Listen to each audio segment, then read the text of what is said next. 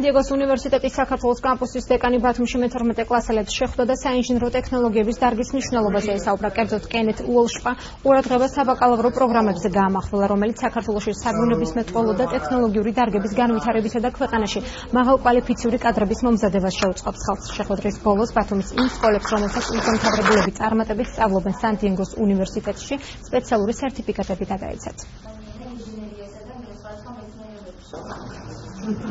შეხვედრის ერთ-ერთი უმნიშვნელოვანესი მიზანი იყო მადლობა გადამეხადა და სერტიფიკატები გადამეცა იმ მასწავლებლებისთვის, რომელთა მოსწავლეებიც ამჟამად სან-დიეგოს უნივერსიტეტში სწავლობენ. ისინი ძალიან კარგად არიან მომზადებულები და აქვთ დიდი წარმატებები. შეხვედრის მეორე მნიშვნელოვანი მიზანი ეს გახლავთ შეუქმნას ისეთი ძლიერი სამუშაო ძალა, რომელიც საქართველოს უკეთესი მომავლის შექმნას შეუწყობს ხელს და გააძლიერებს ეკონომიკას. მე ვაბარებ ინჟინერიის თანხლით და იმიტომ მომეწონა ეს უნივერსიტეტი, რომ გვაძლევს ორ დიპლომს, როგორც სან-დიეგოს ამერიკულ დიპლომს, რომელიც ყველგან გაჭრის, რა თქმა უნდა, და მაღალი კვალიფიციური ვიქნები და ყველა პერსპექტივა მექნება.